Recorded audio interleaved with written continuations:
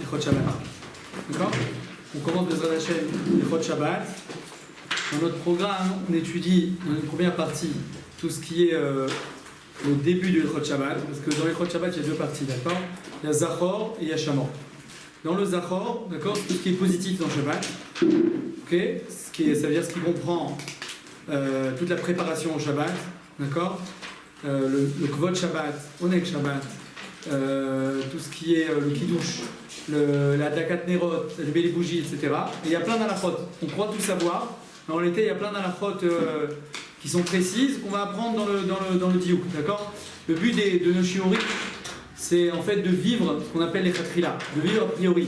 Dans l'alacha, souvent Bedi Avad, a posteriori, on s'est acquitté, ça marche, etc. Ça peut arriver.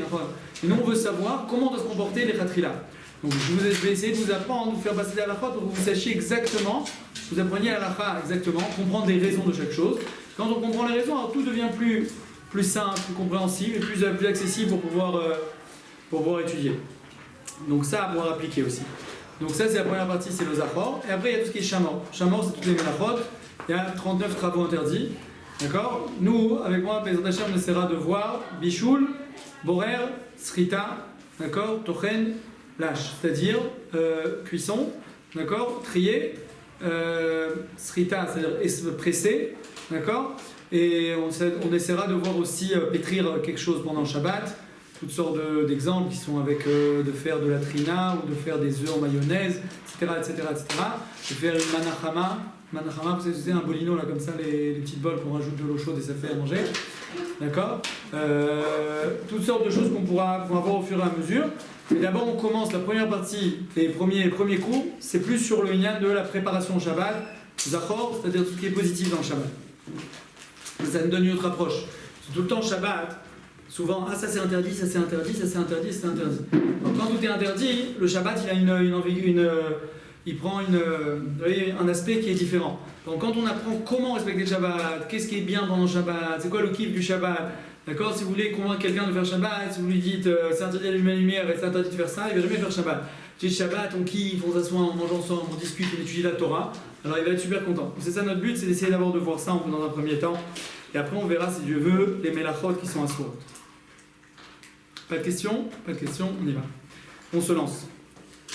Alors là, le premier siman dans Ilchot Shabbat, c'est Kol HaMe'aneg et Shabbat, c'est sur Oneg Shabbat. Tout celui, d'accord, qui profite du Shabbat, donc comment il profite en achetant des bons mets, en se reposant, en faisant des bonnes choses, alors notre limlo nachala belim et tsarim, on lui donne donc un héritage sans limite. Un héritage sans limite, c'est-à-dire qu'il pourra recevoir une maison et aussi une voiture et aussi plein de choses, pour recevoir plein de choses. Pourquoi? Parce que du fait que lui il est prêt à dépenser son argent sans limite, alors Akadosh Baruch Hu il lui donne aussi sans limite, sans aucune limite, il lui donne. Et la Gemara dans Maseret Shabbat, elle ramène comme ça, elle ramène que, vous connaissez l'histoire de Yosef Mokir Shabbat, mais elle ramène aussi une autre histoire avec un boucher, d'accord, un boucher qui était très très riche, à tel point qu'il avait une table. La Gemara dit que toute la table était en or, d'accord, avec des chaînes comme ça, tout en or, et tous les ustensiles qui étaient sur la table, ils étaient en or aussi. C'est-à-dire une table qui valait des milliards. Elle leur a demandé comment il a eu cet argent.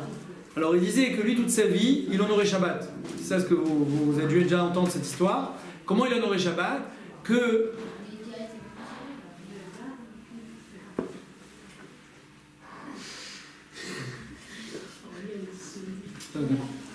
alors, comment il honorait Shabbat lui? Ce qu'il faisait de très spécial, c'est que chaque fois il était bouché, et il cherchait à chaque fois la meilleure bête, le meilleur morceau de viande pour le Shabbat.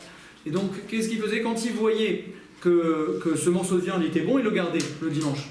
Si le lundi il trouvait un morceau meilleur, alors celui-là, il le mangeait en semaine, et le deuxième, il le gardait pour Shabbat.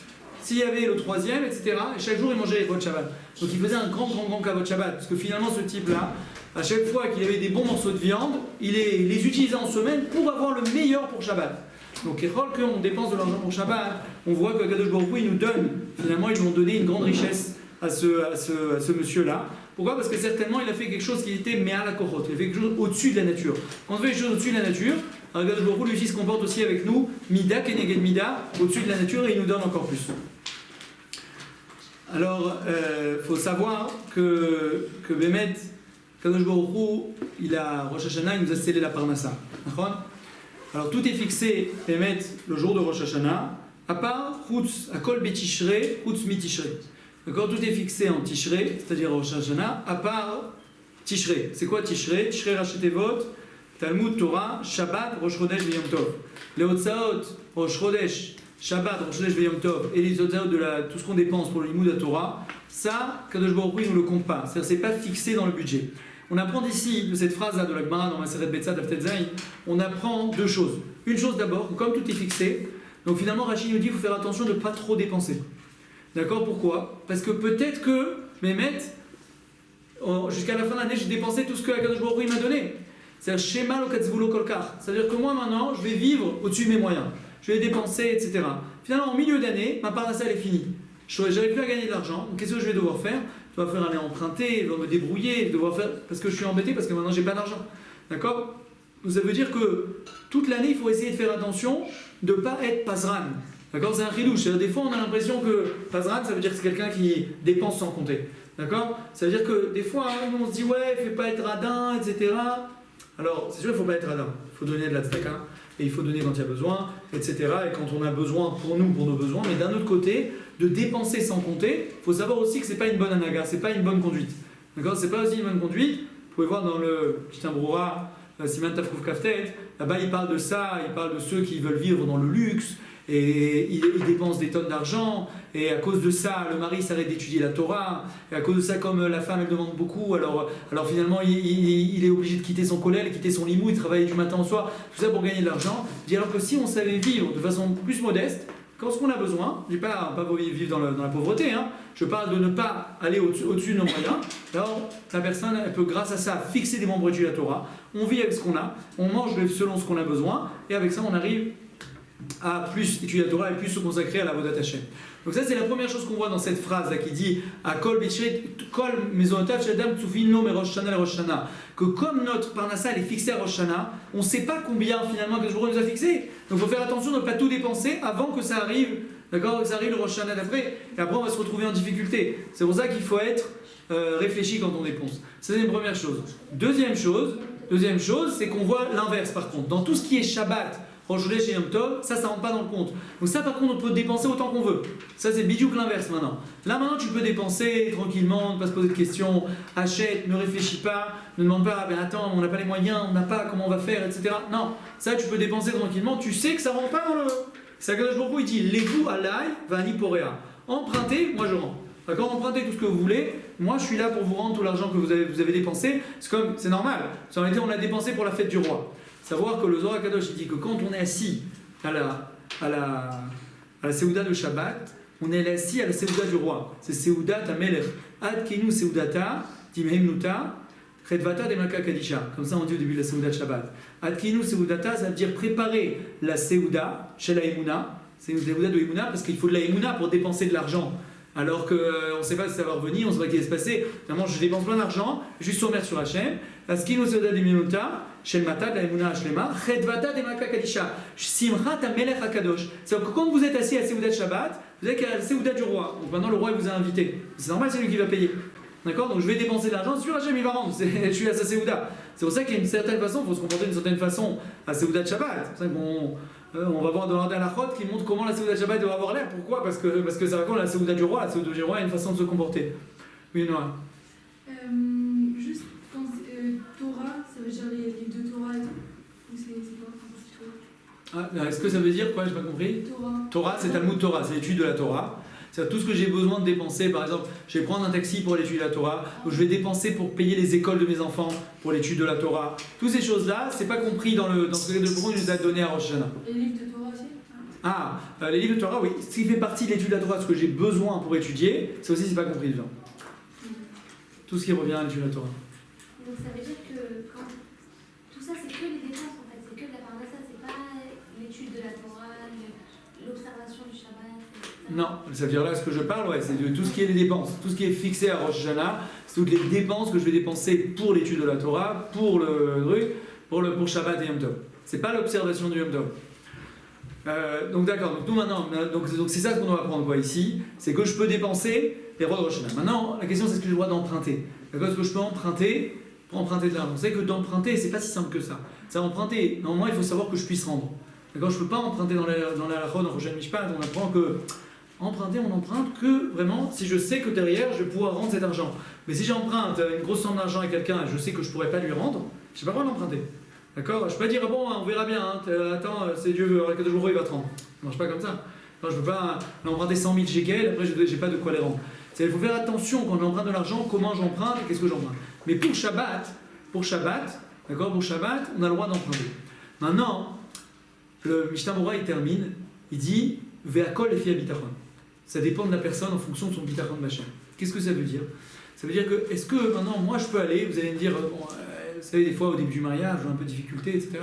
Maintenant, je vais aller m'acheter, je voudrais dépenser pour Shabbat, et acheter du saumon fumé, acheter un peu de gâteau, etc. Je vais de profiter pour Shabbat. Est-ce que, maintenant, je vais pouvoir aller emprunter de l'argent pour ça ou non? Le Mishnah Bora, il dit que ça dépend du bitachon. Qu'est-ce que ça veut dire, ça dépend du bitachon? Ça veut dire que si moi maintenant, il explique la définition comme ça, il explique que si moi maintenant j'avais en face de moi un pauvre qui vient me voir et qui me demande cette somme d'argent, d'accord? Il me demande, il dit est-ce que tu peux me prêter 300 shekels parce que je veux faire kavod au Shabbat. Si moi, le prêteur, d'accord, je lui dis mais comment tu vas me rendre? Je demande à ce pauvre, je dis comment tu vas me rendre? Il me dit je sais pas, Ashkadosh Baruch Hu, il a dit qu'il rend. D'accord? Alors si moi je le crois et je lui prête, alors moi aussi je peux aller emprunter et je peux l'ismor sur ça que Akadosh Baruch Hu il va me rendre. Mais si jamais cette personne était venue me voir, moi je lui aurais jamais prêté. Parce qu'il me dit non t'inquiète pas, Hachem il va te rendre, t'es gentil, mais si tu me donnes pas une preuve que tu vas me rendre, moi je te prête pas d'argent, ça veut dire que j'ai pas confiance en Hachem Mamash. D'accord? Celui qui a confiance en Hachem, il peut emprunter et prêter. Ça veut dire que si jamais il y avait quelqu'un qui me l'aurait demandé, je lui aurais donné aussi. Ah, qu'est-ce qu'il te rend, Hachem il va te rendre. D'accord? Alors je lui prête. Mais si quelqu'un, Bémet, il dit ça comme ça, il dit ouais, moi de toute façon je vais emprunter, mais c'est pas grave, Hachem il va rendre. Mais si jamais on lui avait demandé à lui, il n'aurait jamais prêté cet argent, alors ça veut dire qu'il n'a pas confiance en Hachem Mamash. D'accord? Vous avez compris cette définition? D'accord? Ça c'est pour savoir si Bémet j'ai le droit d'emprunter ou pas emprunter. Hachem, vous n'avez jamais besoin d'emprunter si Dieu veut. Mais des fois, c'est des questions qu'on se pose et qu'on veut savoir. Qu'est-ce qu'on doit faire? Beshut Samatraim, Yosef Zonenfeld lui dit que celui qui a de l'argent maintenant et qui ne sait pas si on aura pour la fin du mois, d'accord, qui le dépense tout de suite pour Shabbat. Et Hachem il lui amènera. C'est-à-dire que disons que la personne jusqu'à la fin du mois, elle se dit waouh, je dois payer mon loyer, je dois payer telle chose, etc. Comment je vais faire pour Shabbat? Bon, alors ce Shabbat, j'ai l'habitude d'acheter du poisson. Ce Shabbat, je n'achète pas de poisson. J'aurais pas assez, ça va coûter trop cher.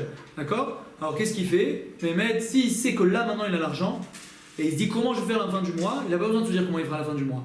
Là maintenant qu'il dépense pour ce Shabbat, la fin du mois il verra qu'Akadosh Baruch Hu il va lui envoyer. D'accord? Avoir une confiance en Hachem totale et savoir que si je dépense tout de suite, ce sera. De la même façon, celui qui, maintenant tout ça, celui qui a un salaire. Alors, si jamais quelqu'un il a comment ça s'appelle, un magasin ou il a quelque chose qui tourne, que de toute façon il peut recevoir de l'argent, il faut toujours qu'il ait confiance en Hachem, que Akadosh Baruch Hu il envoie les clients pour qu'il ait de la parnassa toujours. D'accord? Toujours rester en. Alors, tout ce qui est, comme je dis, tout ce qui est en semaine, on ne va pas dépenser. Mais tout ce qui est pour Shabbat, il a mis que pour Shabbat, il se dit que comme j'ai un chanout, j'ai un magasin, et de toute façon, aujourd'hui, il me fait gagner 20 000 la journée, aujourd'hui, il me fait gagner 1000. Donc peut-être qu'après ce Shabbat, je vais recevoir plus d'argent. Donc il ait confiance en Hachem et qu'il dépense en plus, et il pourra toujours dépenser l'Irvot Shabbat, tout en ayant confiance en Akadosh Baruch Hu. D'accord? C'est tout un lien du bitachon bachem dans la parnassa. Savoir que souvent on se demande combien on doit aller shtadel, combien on doit aller travailler, combien le mari doit travailler. Des fois vous dites vous allez avoir un mari, il y en a qui veulent qu'il étudie toute la journée, mais après on a 3 à 4 enfants, on n'a pas assez pour finir le mois, alors comment on va faire? Est-ce que je veux un mari avraire? Non, peut-être c'est mieux que je prenne un mari qui travaille, comme ça je serai plus sûr, j'ai plus de bitachon. Alors il faut savoir que tout ça, c'est beaucoup d'émouna, beaucoup de travail personnel, et de comprendre que Sarakol, c'est Akadosh Baruch Hu qui envoie, d'accord, qui envoie dans ses drachim à lui, dans ses chemins à lui. Et combien de fois on a vu des avrechim qui étaient Rimchoutim, Akadosh Baruch Hu, il leur a ouvert les portes. Ils ont acheté des maisons, et ils ont marié leurs enfants, ils ont truqué. Et des gens qui travaillaient, mamache, du matin au soir, et malgré tout, ils s'en sortaient pas. D'accord, ils s'en sortaient pas. Pourquoi? Parce que celui qui avait confiance en Hachem, que la parnassa elle est fixée, mais Rosh Hashanah, Rosh Hashanah, toujours il envoie la bracha. Et lui, la machine à laver elle se casse pas, et les trucs, le frigidaire il se casse pas, et les enfants ils ont pas des caries toute la journée. Et lui, il a pas de problèmes qui font qui surjaillissent de n'importe où. Alors que l'autre personne, peut-être qu'elle va gagner 10 000 shekels, et dans ces 10 000 shekels, finalement, dans les 10 000 shekels, elle perd sans arrêt. D'accord, donc en fait, il faut beaucoup de confiance et comprendre que c'est Akadosh Baruch Hu qui dirige. Donnez-lui à diriger et tout ira bien, Bezrat Hashem, vous aurez la parnassa et Shefa, vous pourrez vous marier avec des maris, Talmidei Chachamim. Amen. Ok, on revient à notre Shabbat, Sorbe et Shabbat. On a deux mitzvot, d'accord? On a mitzvot Kavod Shabbat, mitzvot Onek Shabbat. D'accord, il y a le Kavod du Shabbat et le Onek Shabbat. C'est quoi la différence entre les deux? D'accord? C'est quoi la différence entre le Kavod du Shabbat, l'honneur du Shabbat, et le fait de profiter Shabbat? D'accord, Kavod Shabbat, c'est l'honneur. Le kavod c'est pour Shabbat, et le onek c'est pour Kavod Shabbat, ouais, mais un peu plus. C'est quoi ça veut dire? C'est qu'est-ce qui se passe dans le Kavod Shabbat? C'est quand le Kavod Shabbat, c'est quand l'Onek Shabbat? Le Kavod Shabbat c'est avant Shabbat. Voilà. Le Kavod Shabbat, il se passe avant Shabbat. D'accord? C'est quoi le Kavod Shabbat? Je vais le définir, vous allez comprendre. Le Kavod Shabbat, c'est par exemple de se laver Erev Shabbat, de se couper les ongles, de se couper les cheveux, d'accord? De mettre des habits qui soient propres, d'accord? De mettre une belle table Shabbat, d'avoir la maison qu'elle soit rangée, qu'elle soit lavée, d'accord? Qu'il y ait de la lumière dans toute la maison. Tout ça, c'est des choses qui se préparent avant Shabbat. On honore le Shabbat en fait qu'on se prépare au Shabbat. Ça, c'est le plus grand honneur qu'il peut y avoir au Shabbat. Par exemple, le fait d'avoir des beaux ustensiles à table Shabbat. Alors aujourd'hui, il y a la mode du Khat Pehami, on met du jetable. D'accord? On met du jetable à table. D'accord? On met du jetable à table. Est-ce que Béhémet, c'est Kvod Shabbat de mettre du jetable à table? S'il est bon. Alors on va mettre, écoutez la petite histoire. Alors une fois, il y a comment ça s'appelle? Il y a un Avraire qui est battu par le Rav Zilberstein, je ne sais pas si vous l'avez raconté. J'ai raconté ou pas? Non, je l'ai raconté. Alors il y a un Avraire qui est battu par le Rav Zilberstein, et Béhémet, lui et sa femme, ils sont venus le voir. Alors le mari, lui, il voulait mettre du jetable. D'accord? Pourquoi? Je me disais, je ne veux pas voir ma femme qui fait la vaisselle toute la journée, le Shabbat. La femme, elle disait, non, pas du tout. Moi, je pense qu'il faut mettre des assiettes en verre, de la belle vaisselle. Pourquoi? Parce que c'est Kvod Shabbat. Quand moi, je veux que ce soit le Kavod du Shabbat. Quand, en général, c'est plus l'inverse. Mais là-bas, au Hachem, c'était un couple, Invel Geffen, Benvel Geffen. Alors, ils étaient des trucs, et lui, chacun, il pensait à l'autre. Alors, ils sont partis voir le Rav. Et le Rav, il leur a dit, regardez, je vais vous dire. Le Chazon Ish, à l'époque, à Bnei Brak, il fait très très chaud en été. C'est 40 degrés. Et le kavod, en général du Shabbat, c'est de porter une cravate. On a demandé, est-ce que mettre quelqu'un qui a très très chaud, il y a des gens, ils ne peuvent pas, ils ne supportent pas, est-ce que lui, il est obligé de mettre la cravate quand même parce que c'est kvod Shabbat, ou pour lui, c'est pas kvod Shabbat? Razish, il a répondu, il a dit, yesh kvod Shabbat, rak im yesh onek Shabbat. Mais s'il n'y a pas de onek Shabbat, il n'y a pas de kvod Shabbat. Quand est-ce que c'est kavod la Shabbat? C'est quand tu profites aussi. Mais si ça te fait souffrir, ça ne s'appelle pas kavod Shabbat. Celui-là, s'il met sa cravate, ça le fait souffrir. C'est souffrir, ça ne s'appelle pas Kavod Shabbat. Il n'a pas de Oneg, donc il n'y a pas de Kavod. Ici aussi, c'est la même chose. Si de faire la vaisselle, ça la fait souffrir à la femme, d'accord, de se lever, encore débarrasser, encore laver, encore truc, alors il n'y a pas de NBZ Kavod Shabbat, parce qu'elle n'a pas de Oneg, donc il n'y a pas de Kavod Shabbat. Donc il lui a dit qu'elle n'était pas obligée qu'on pouvait mettre du jetable.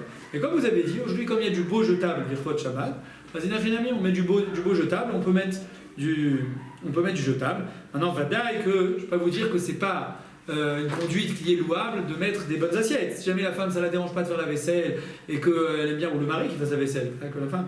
Si jamais les deux ensemble ils font la vaisselle un petit peu, ou il y a des enfants qui font la vaisselle, et trucs, alors va bien que c'est mieux de mettre des beaux ustensiles Shabbat à table, c'est plus qu'avol la Shabbat. Ok, le Onek Shabbat, par contre, le Onek Shabbat, c'est quoi? C'est tout ce qu'on profite pendant Shabbat. Ça peut être de bien manger, ça peut être de bien dormir, ça peut être de bien étudier, ça peut être des tours de repos, d'accord, de réfléchir, d'être bien. On avait dit, par exemple, le Troumat Hadeshen, c'est mon frère dans Shulchan Aruch, il disait que celui qui a un oneg, qui a un plaisir de raconter les histoires des rois, ce qui veut dire la politique de nos jours, d'accord, sans la arabe, alors lui, il aura le droit de parler de ça pendant Shabbat. D'accord, il a le droit de parler de ça, parce que pour lui c'est un plaisir. Je veux prouver que toutes sortes de Oneg Shabbat, on a le droit pendant Shabbat et c'est bien de profiter pendant Shabbat. C'est ouais, c'est pas du beurre. Une demi-seconde. Baruch, Ata Adonai, Melech Haolam, Shehakol Nihyev V'Or. Ce que vous avez dit? Est-ce qu'on a le droit de parler du Brechol? Voilà, c'est ça ce que je dis. Ça veut dire que la mode, normalement, il faut les ma'ed, mais divrechol, le Shabbat. D'accord? Comme il dit Rabbi Shimon Bar Yochai, on va à Yerushalmi. Il faut éviter de parler de divrechol, Shabbat. Ça ne veut pas divrechol à sourim, on parle. Quand je parle de divrechol ici, je parle divrechol, je parle de choses qui sont. Pas de choses qui sont interdites de parler Shabbat. Donc, si je dis par exemple, demain, je vais écrire une lettre. D'accord? Ça, c'est assour. C'est divrechol, le Shabbat, c'est les chalel Shabbat. D'accord? Ça, c'est pas shoot. Ça c'est interdit. Alors moi je parle pas de ça, je parle maintenant de parler de choses qui sont futiles, d'accord, mais qui n'ont pas de, je parle pas de faire un interdit, d'accord, je parle juste de dire des choses. Alors ça, Bémet, le Rabbi Shimon Bar Yochai, il dit que c'est mieux de ne pas le faire pendant Shabbat, on essaie d'éviter et de parler que des divrei kedusha Shabbat, d'accord, mais il n'y a pas d'interdiction. Et celui que pour lui c'est un plaisir de parler de ces choses-là, un zémouta. Pour lui c'est bon parce qu'il a un plaisir, il aime parler de choses comme ça, d'accord. C'est pour dire qu'il y a plusieurs sortes de Oneg Shabbat. D'accord, alors tout le but de bien manger Shabbat, comprendre que le but de bien manger Shabbat, c'est pas de se remplir la panse, d'accord, c'est pas de se remplir le ventre d'avoir bien mangé, d'accord, c'est pas ça le but. Tout le but, c'est pour qu'ils puissent profiter de s'attacher à Kadosh Baruch Hu par la Torah et la Tfila, mitor achavat hadat, du fait que quand on a bien mangé, et qu'on est reposé, d'accord, alors on arrive plus à se concentrer et se consacrer à la Rouhaniyut. D'accord? C'est sûr que quand on a mangé une bonne nafina, alors ça nous fait dormir en général. Aochel chamin chayav mita, on dit en hébreu. Celui qui mange la nafina, tout de suite, il est un jeu de montre, chayav mita, il est obligé d'aller dormir. Mais à part ça, à part ce jeu de mots-là, c'est vrai que quand on a bien mangé, on a bien dormi, souvent quand on est fatigué, par exemple, on n'arrive pas à écouter un cours. Quand je ne sais pas si vous vous couchez tard le soir, ici vous devez coucher à 11h minuit. Alors ceux qui se couchent à 3h du matin, d'accord, en général ils arrivent le matin et ils sont fatigués comme je sais pas quoi, ils n'arrivent pas à écouter un cours. Et c'est plus difficile. Alors c'est pour ça, Shabbat, on dort bien. Aussi, quand on a le ventre creux, alors on n'arrive pas à bien écouter. Donc on mange bien, on dort bien, on se repose, on est tranquille aussi, on n'a pas de tire-dote. Et quand on, surtout, bon là vous êtes à l'école, etc., pas à l'école séminaire quoi, mais quand on est dans le monde du travail, alors le monde du travail, on pense, je dois faire ça, on a l'esprit qui travaille beaucoup. On n'arrive pas à se concentrer sur la Avodat Hashem. Par contre, Shabbat, qu'on est complètement délibéré de tout ça, on est bénachat. On peut se prendre un livre, étudier, on peut... Alors c'est ça tout le but quoi. Tout le but que Kadosh Baruch Hu a donné Shabbat, c'est pas pour manger, dormir et faire l'Avdala.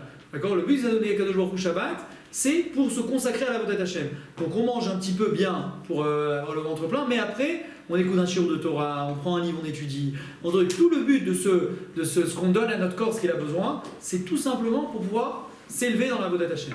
C'est qui vous voulez une question? Oui, c'est moi. Comment vous appelez? C'est Pierre et... C'est Pierre.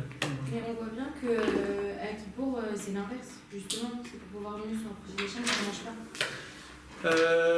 Je dirais pas que c'est un poil yotsé. C'est-à-dire, Yom Kippour, il y a une journée, c'est une bonne question.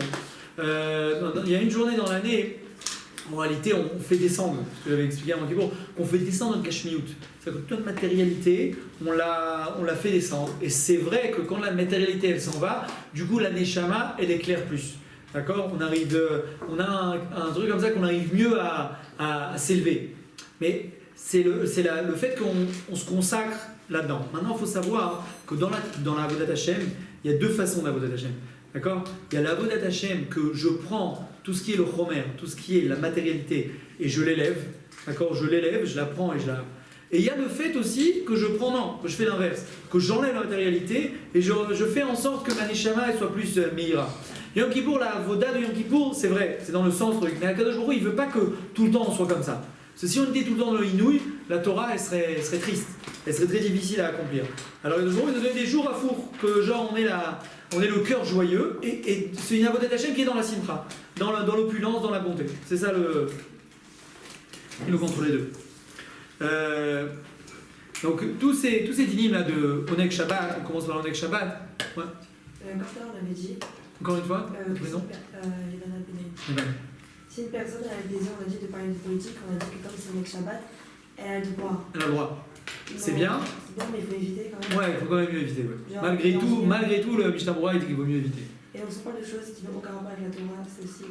C'est la même chose. Si j'ai un plaisir, moi, de parler, les femmes, elles adorent parler des habits ou du régime. Alors, si ça les fait kiffer de parler du régime ou des habits, la malo, elles n'ont qu'à parler. Il n'y a pas de. C'est des trucs.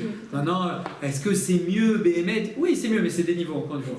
C'est quoi? Faire des projets pour la semaine. Non, en général, on ne fait pas de projet pour la semaine. Ça veut dire, encore une fois, si c'est un projet, quelque chose qui est moutard, je ne vais pas dire que c'est quelque chose que j'aurais pu le faire Shabbat. Non, je dis, demain, je vais aller au côté. En général, je vais en bus, mais je peux y aller à pied. C'est moutard. D'accord, j'ai le droit de le dire. Ok.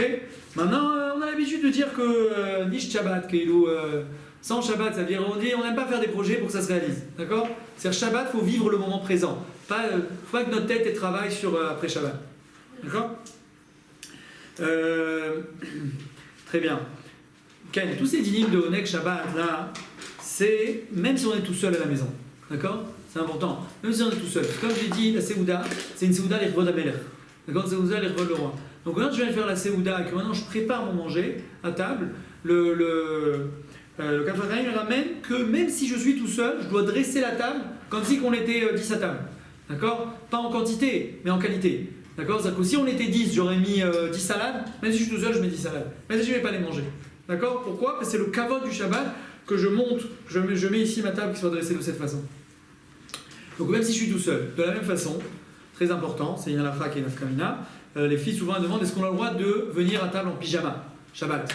D'accord, le vendredi, Shabbat matin, je sais pas Shabbat matin, vendredi soir, mais Shabbat matin, on se lève vers 11h, genre on arrive à table à la maison, tac, on est encore à moitié les yeux truc, on arrive, entendu, on s'est levé prier d'abord, hein, c'est mouvant, on s'est recouché après, on s'est levé, on est venu à table.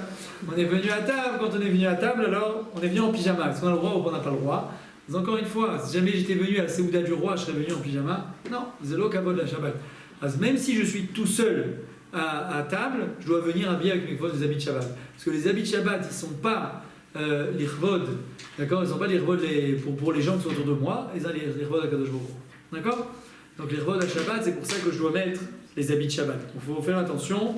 Si on est au séminaire aussi, on est resté toute seule, on n'avait pas les nerfs d'aller à droite à gauche, on est resté au séminaire 2-3 copines, d'accord. Il faut mettre les habits de Shabbat, tout Shabbat. Dès que ça rentre le Shabbat, on met les habits de Shabbat, on verra la réponse des habits de Shabbat, mais là je rappelle juste un moment. Est-ce qu'il y a une mitzvah de Simcha Shabbat? D'accord? Non. Alors il y a une marloquette, c'est vrai qu'il y a quand même une marloquette là-dedans, d'accord. Mitzvah de Simcha Nafkamina, c'est quoi? C'est Simcha ou pas Simcha que ça change? D'accord, on avait dit que quand il y a de la Simcha, Samarta Bechagera, ça demande 3 choses. D'accord. Pour les hommes, on doit manger de la viande et du vin. Pour les femmes, leur acheter des habits et des bijoux. Pour les enfants, leur acheter des bonbons et des jouets. D'accord. C'est ça la halakha qui a marqué. Quand est-ce qu'on fait ça? Pour Yom Tov. D'accord. Pour Yom Tov, on fait Samarta Bechagera, c'est-à-dire Pesach Shavuot Sukkot, pendant Shana. D'accord. Pesach Shavuot Sukkot, il y a une mitzvah de Samarta Bechagera. Là, il y a cette mitzvah, donc on doit accomplir ça. Il faut demander à votre mari qui vous achète un cadeau pour la fête. Les Hashem, tout de suite, tac.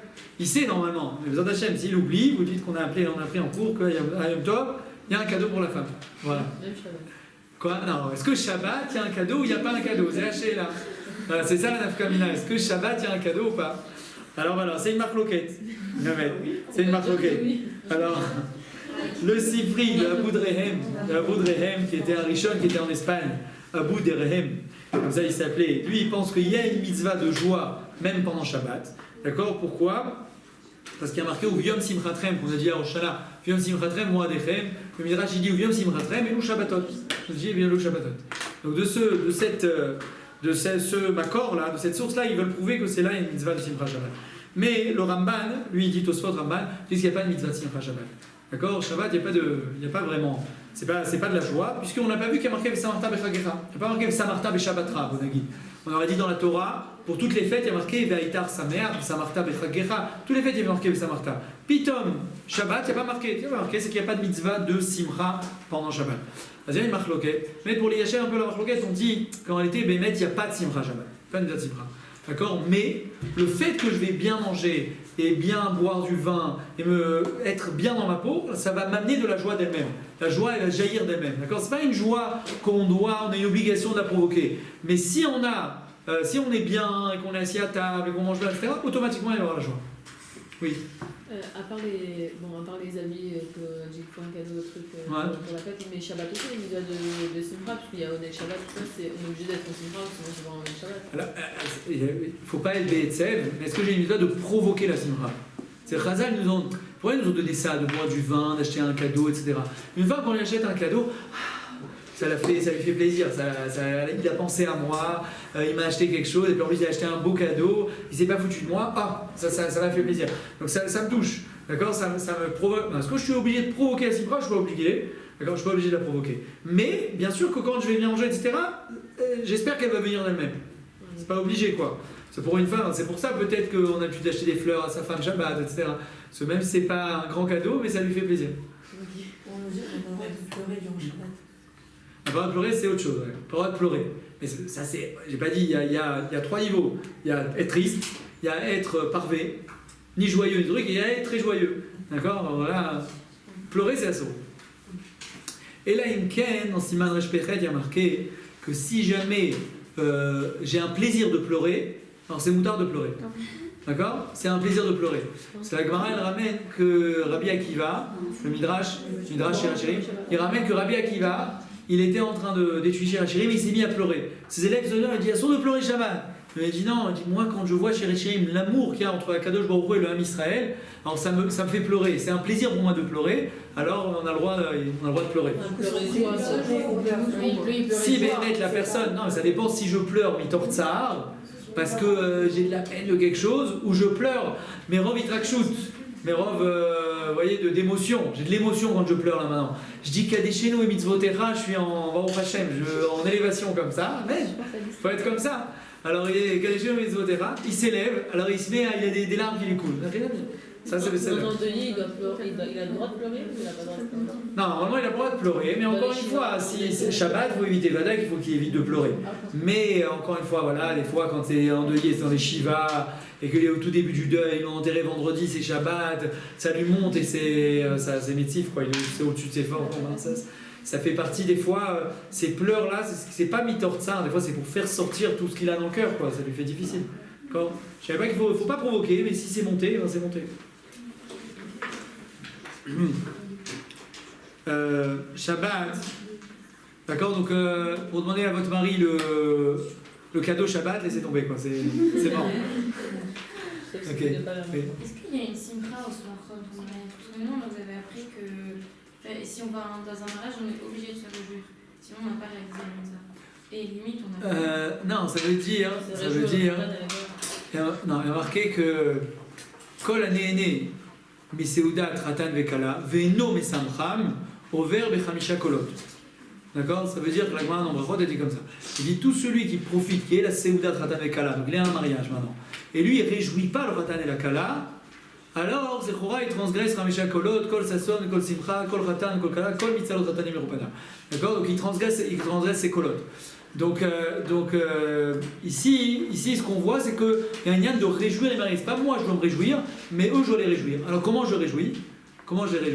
Zechora, quand je vais la voir, la Kala, je lui dis ah, t'es très vrai, elle était une Kalana, Vachasuda, et quelle route il a eu ton mari, je sais moi, je lui dis des choses gentilles, quoi, comme ça je la réjouis. Ou que je danse avec elle, ou quand elle me voit, ça lui fait plaisir que je sois là, dans ce cas-là je la réjouis. C'est pas chez moi, j'ai une mitzvah de Samarta à son mariage, j'ai une mitzvah de réjouir la Kala qui est là-bas.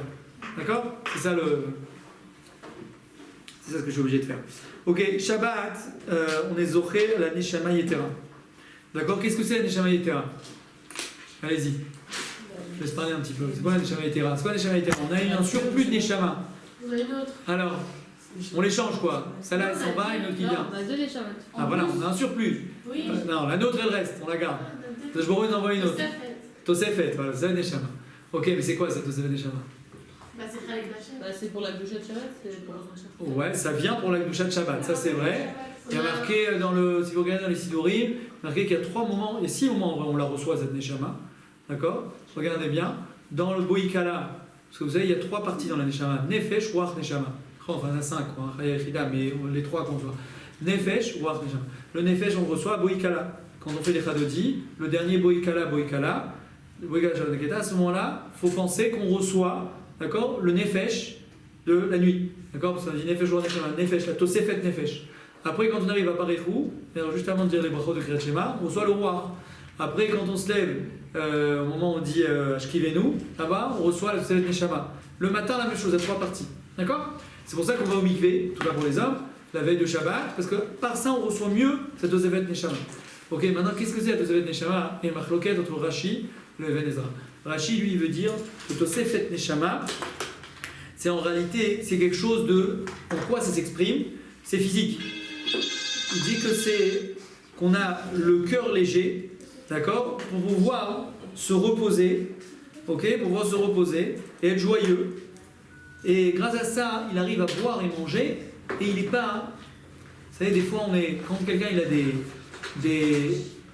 des soucis et qu'il est triste, etc., il n'arrive pas à manger, il n'arrive pas à boire, il a le cœur brisé, il a le cœur serré, quand il n'arrive pas.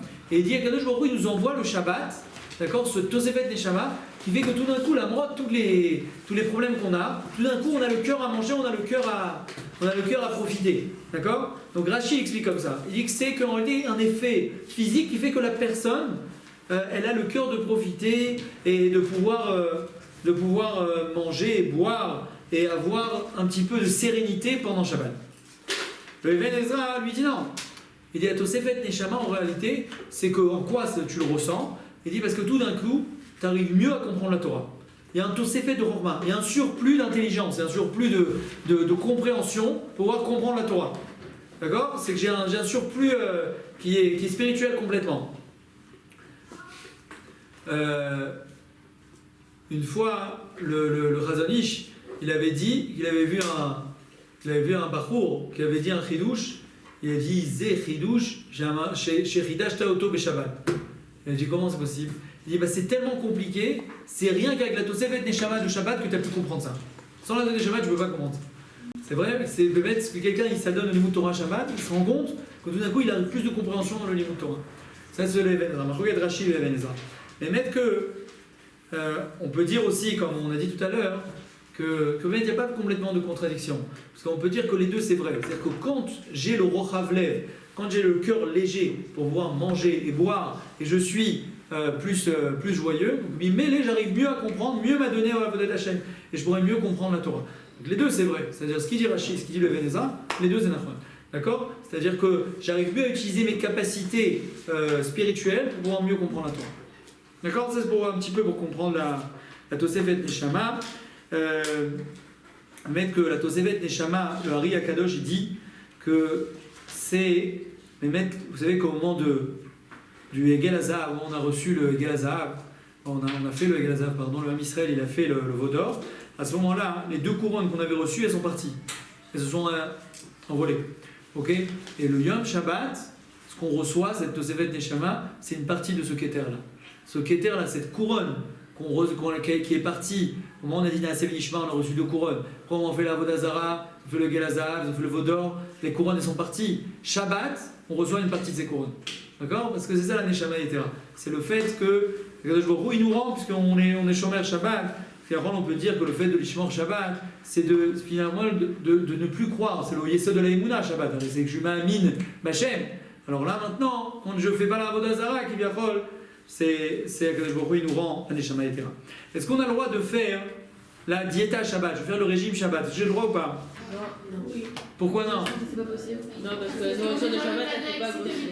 Quoi, le manger de Shabbat, il ne peut pas grossir. Féméol, je ne sais pas où c'est marqué, on dit comme ça. Mais c'est. Ça va que ce soit vrai. Mais en tout cas, est-ce qu'on a le droit de faire la diéta Shabbat, le régime? Si. C'est un kiff pour nous. Ouais, même si c'est un kiff, finalement, si jamais je m'empêche, ça vous fait pas un kiff de faire le régime. Je sais pas c'est qui.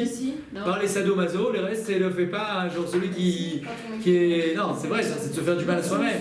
Le régime c'est très difficile, c'est quelque chose, chaque fois je dois m'empêcher de manger. J'ai envie de manger des frites, je peux pas. J'ai envie de manger un hamburger, je peux pas. J'ai envie de manger de la mkaïla, je peux pas. Alors c'est parce qu'on le voit dans ce sens-là, mais finalement, quand on sait qu'on doit faire attention à notre corps, on a une à faire attention à notre corps. Moi, j'ai fait comme ça dans mon régime. oui. Manger des frites, ça me faisait hyper beaucoup du bien. Ça vous faisait du bien, vous vous sentiez moins lourde. Mais non, on sent que notre corps, Il est plus sain.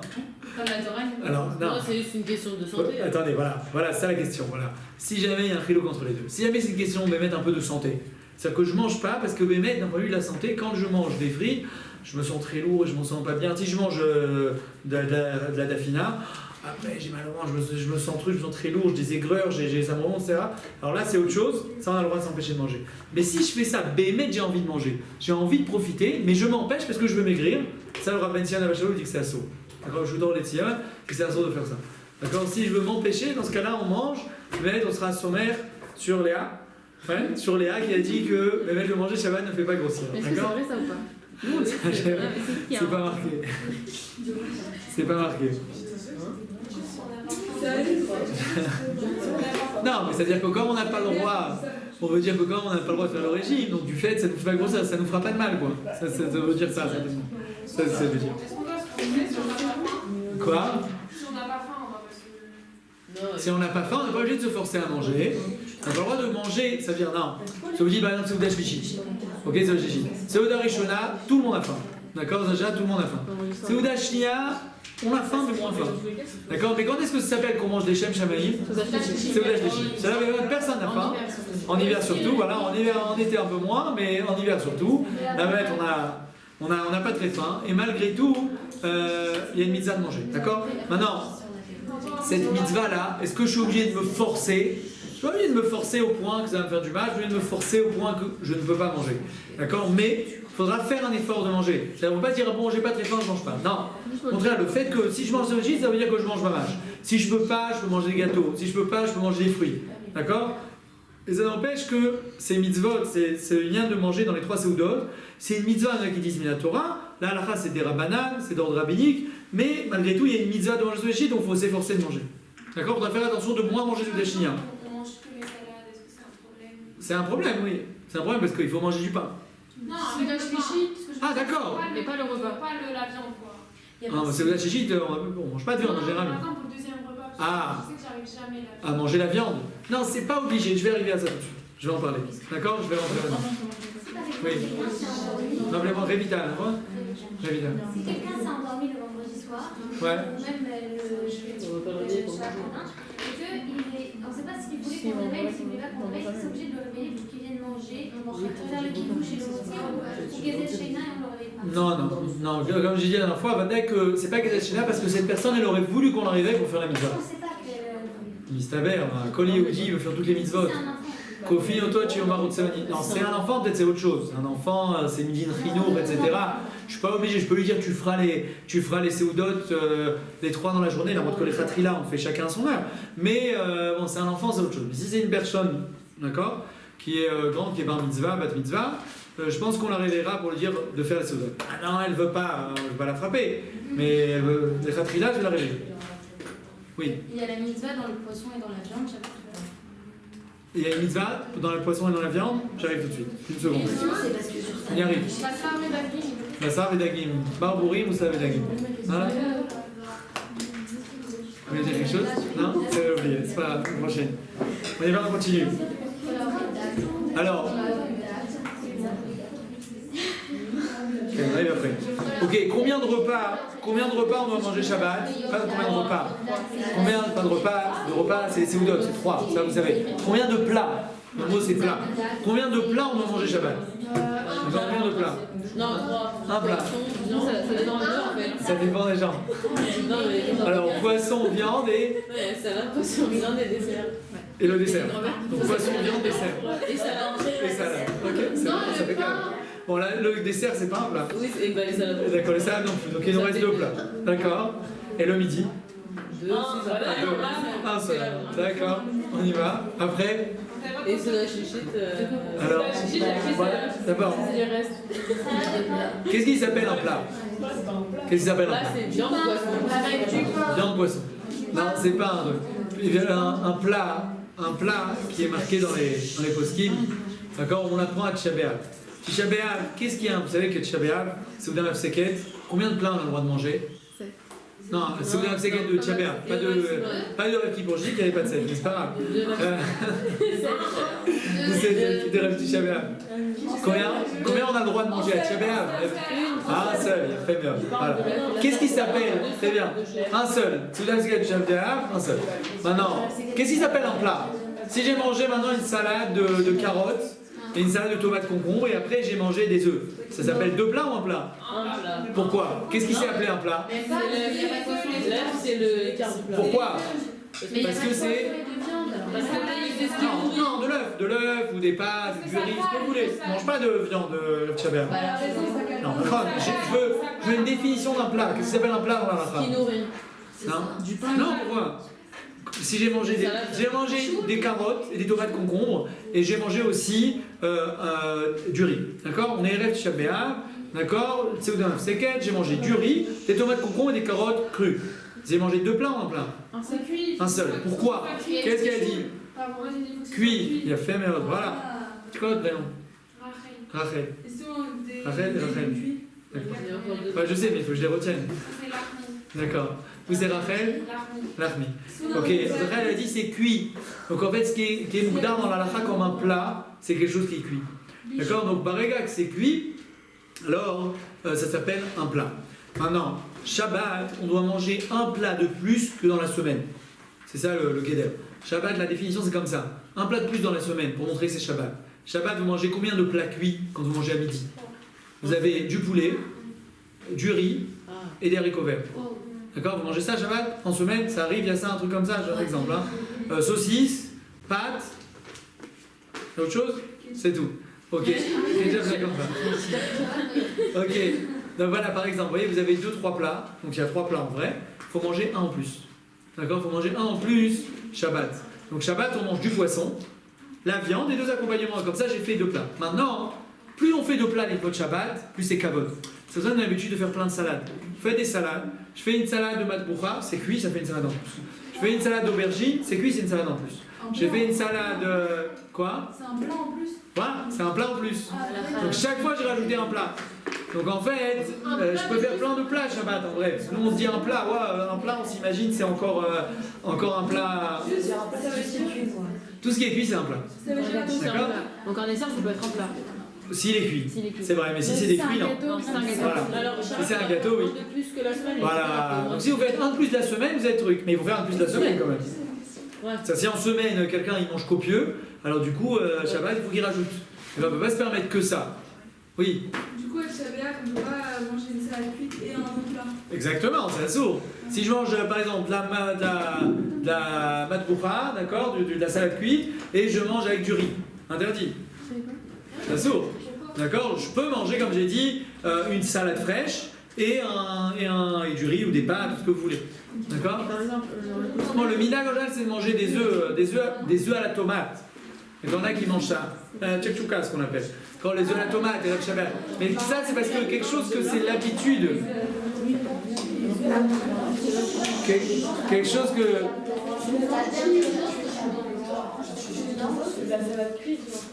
C'est l'habitude de consommer ensemble, alors ça s'appelle un seul plat. D'accord? De manger les œufs avec la tomate, même en semaine, on les mange comme ça, c'est pour ça que c'est permis. Ok. Mais est-ce que ça c'est sur la De quoi là? Shabbat? Quelque part, ça veut dire, on aimait pas tel le Onek Shabbat, on va dire. On annule le Onek Shabbat. Mais c'est quand même, ça veut dire, si j'ai fait une Seouda et que j'ai mangé, d'accord? Et que j'ai mangé la guide du riz, du poulet et du truc. Bon, j'ai fait la mitzvah, je fais tout. Mais pour que ce soit mieux, pour que j'ai prouvé que c'est Shabbat, il faut que je rajoute un plat de plus. Si quoi? C'est un repas qu'on n'aime pas. Ça c'est autre chose. Ça j'y arrive tout de suite. C'est on n'aime pas, c'est autre chose. D'accord? Une seconde. J'y arrive tout de suite. C'est encore une halakha après, on y est. On a l'habitude. Oui. Pourquoi si je vais là, manger comme ça, après il y a un jeûne et tout ça? Et vous prenez du pain. C'est comme ça qu'on fait. On prend du pain, 3 pitotes. On mange des œufs et de la tomate. Et on mange 3 assiettes. On est. Mais ça fait Adema, Adagaï. Ça fait pain et œuf, ça fait 2. Ça fait Quoi? Pain et œuf, ça fait 2. Non, le pain, c'est pas considéré comme un plat. C'est pas un plat, c'est quoi? C'est la fia. Ça s'appelle pas. Le pain, on a vraiment mangé avec du pain. C'est pas. Il y en a qui mangent des lentilles, sinon qui mangent un plat de lentilles. D'accord? Mais ou ça, pas les deux. Ou les lentilles, les autres. Vendredi midi, d'abord, on mange un repas vendredi midi. Ouais, on y arrive ça. Ça c'est après. Ça c'est un Shabbat. Ouais.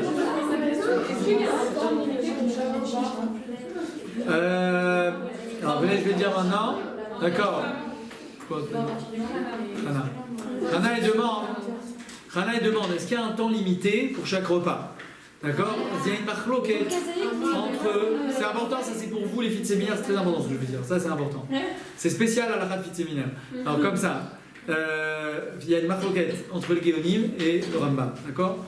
Tosfot et Rambam et les Géonim qui disent qu'il n'y a pas de temps pour les séoudot, d'accord? C'est-à-dire que les séoudot, il faut que je cherche 3 séoudot Shabbat. Quand j'ai le temps. C'est-à-dire, ça peut être 3 le soir, ça peut être 3 en journée, ça peut être 2 le soir et 1 en journée, mais dans Shabbat, il faut que j'ai mis mes 3 séoudot, n'importe quand. D'accord? Ça veut dire pourquoi, par exemple, quelqu'un il était malade vendredi soir, il n'était pas bien, il a vomi, etc. Je sais pas, il s'est senti mal. Le lendemain matin, il s'est levé, au Hachem, il allait mieux. Ok? Alors, dans la journée, il mange ses 3 séoudot. Le Rambam lui dit que non. Il dit que les séoudot de Shabbat, elles ont chacune un temps. Celle du soir, c'est le soir. D'accord? Ça, c'est simple. Celle du matin, elle se limite à Chatzot. Après Chatzot, j'ai raté la séouda. D'accord? Après Chatzot, j'ai fini, c'est plus l'heure de la séouda du matin. La séouda du matin, elle est jusqu'à Chatzot, après Chatzot, c'est fini. Séouda Shlichit, faut la manger jusqu'à, là maintenant, le Chatzot, c'est midi 23. Et quand on va changer l'heure, c'est 11h23. Faites attention.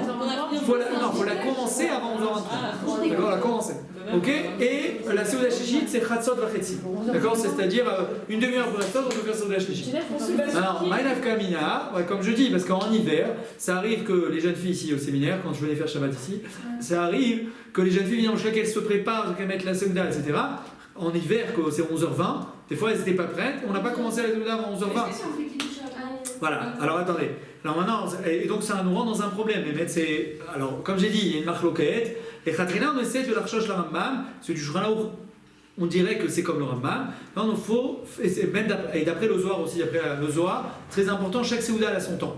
Donc c'est important de la faire en son temps, la Séouda. Donc les Fizé, il faut essayer de la commencer avant 11h23 en hiver. Donc on essaie de faire. Alors Bedi Abad, si j'ai pas fait, alors je fais après Chatzot. D'accord? Parce que selon l'autre avis, je suis quand même Yotzei Dechova, donc c'est sûr je vais le faire. Mais j'aimerais m'acquitter de tous les avis et de faire la Séouda, donc de la commencer avant Chatzot. Maintenant, le Ben Zion il dit que si jamais je vois que le temps il va passer, si j'ai fait Kiddush et que j'ai mangé des mésonotes, d'accord, j'ai mangé des mésonotes, j'ai mangé 2 croissants, d'accord, j'ai mangé 2 croissants avant Chatzot, Az Bedi Abad ça marche. D'accord, ça marche, ça veut dire je fais des trucs. Pourquoi? Ça fait qu'ils disent Feka, ça fait comme les Géonim, puisque selon eux on a le droit de le faire, c'est bon. Et il y en a qui disent que le mésonote c'est comme un motzi. D'accord, mésonote c'est comme motzi, ça ressemble à du motzi, d'accord? Parce que vous avez étudié Ilchot Brachot avec le Rav. Vous étudiez avec le Rav Kohen Razi ou non? Vous avez fait Ilchot Brachot? Vous avez commencé. Et Kitsour, il y a une marloquette sur le mésonote, qu'est-ce qui s'appelle mésonote? D'accord? Et le mésonote, c'est-à-dire un croissant par exemple, selon certains avis, ça serait un motzi à bracha. D'accord? Nous on fait mésonote, mais selon certains avis c'est un motzi. Donc je peux dire que là maintenant c'est comme si j'ai fait motzi. Donc c'est comme si je suis Yotzei des Chova de la Séouda. D'accord? Donc il y a une marloquette, mais Kitsour, en un mot, si jamais je fais Kiddush et j'ai mangé mésonote, alors c'est bon. Dans ce cas-là, je suis Yotzei des Chova pour la Séouda. Donc le mieux, les Khatrila, c'est de faire la Séouda avant Chatzot. Mais si je vois que Chatzot ça va passer, alors au moins que je fasse Kiddush et mésonote, dans ce cas-là c'est bon. Dans ce cas-là, je me suis acquitté du problème. Quoi? Pas grave si on n'a pas fait moitié avant Khatzot. Avant Khatzot. Si j'ai fait des mésonotes, c'est pas grave. D'accord? Mais les Khatrila, Vadaï, Quantité spéciale. au moins manger 2 croissants. D'accord? Manger 2 croissants. 56 grammes. 56 grammes. La quantité c'est 55 grammes. J'ai 2 croissants, je mets quand même à 56 grammes. Si on a dépassé l'heure. Si dépassé, c'est pas grave. On fera les séoudotes après. Parce que selon l'autre avis, qui dit que les séoudotes, je peux les faire n'importe comment dans Shabbat, donc je les fais quand même. Donc, si j'ai dépassé l'heure, je fais quand même les séoudotes. Il n'y a pas de safek, hein, qu'on comprenne pas mal. Quoi? Même Kiddush. Même Kiddush, tout. Ragil. D'accord? Si on n'a pas eu le temps, finalement, on a commencé à midi, et Khatzot c'était à 11h30. On fait Séouda Shnia, et après on fera Séouda Shlichit le soir, avant la Shkia. D'accord? Ça n'y a pas de doute. Mais le mieux, quoi, là je parle du mieux, c'est de faire ça avant Khatzot. D'accord? Donc faites attention en hiver, Bekitsour, ou d'essayer de commencer la Séouda, de dresser la table avant l'heure, ou sinon, au moins, l'explique de faire Kiddush avec mésonote. Ouais.